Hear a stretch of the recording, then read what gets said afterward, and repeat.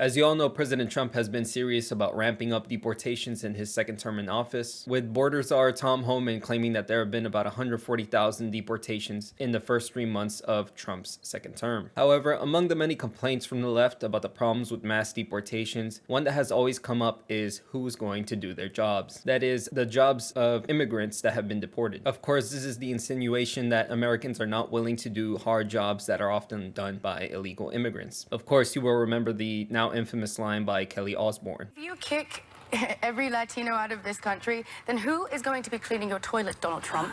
Oh, that's no. In the sense that, No. you know what I mean? Like, Many people seem to buy into this idea that Americans won't do certain jobs because they're just too hard. Well, a recent ICE immigration raid in Omaha, Nebraska just destroyed this idea. In case you haven't seen it yet, ICE showed up unannounced to a meat packaging plant in Omaha, Nebraska named Glen Valley Foods, where 76 people were arrested on the suspicion of being in the country illegally, with many of them having been detained or deported since. And given the media's propaganda about how Americans are unwilling to do jobs left by immigrants, you would think that Glen Valley Foods is struggling to find applicants. It's not uncommon to see comments like this one under a post by CNN covering the raid, saying, "Can't wait to see how many Americans will apply for this job." However, according to NBC reporter Nicole Acevedo, there's no shortage of applicants for the jobs that have been left behind by those deported. According to her report, every seat in the waiting area of Glen Valley Foods was occupied with people filling out job applications early Thursday afternoon, 2 days after the meatpacking plant became the center of the largest worksite immigration raid in the state of Nebraska so far this year. Dozens of prospective employees, many of them Spanish speakers, had been coming in and out of the plant all day. Some were hoping to land a job, others were coming in for training. So as you can see from this report, there's plenty of people willing to fill in the jobs left behind by these illegal immigrants. Mind you, she mentions that many of them are Spanish speakers. However, I presume that these are first-gen Americans who just happen to be Spanish speakers. We can assume these aren't illegals because obviously an illegal immigrant would be weary of applying to a job that just got raided. You can see this in the rest of the report as well, as Acevedo mentioned that many Hispanic areas of Omaha had low levels of activity that weekend, despite it being Father's Day weekend. She also noted that only a third of the remaining workforce showed up the day after the raid, citing fear. If you're an illegal migrant fearing deportation, why would you apply to a job that just got raided? Surely you would avoid that place as much as possible. The next thing I want to note is the possible bias of the reporter. Somebody initially seeing this might think that the reporter has a conservative bias, trying to write into the story that Americans are wanting to replace jobs done by illegal immigrants. However, if you look at the reporter's previous coverage, you'll see that this isn't the case. The vast majority of her reports tend to be on deportations and issues that immigrants face, and even in this report, you can see she's writing with a very sympathetic view towards the Hispanic community. With this in mind, her revelation about Americans lining up to fill these jobs feels like a tacit admission. If you're sympathetic towards immigrants keeping jobs in this country, wouldn't you avoid putting this in your story? It seems she may have made an accidental admission without realizing what she wrote. Either way, it is very clear that she does not have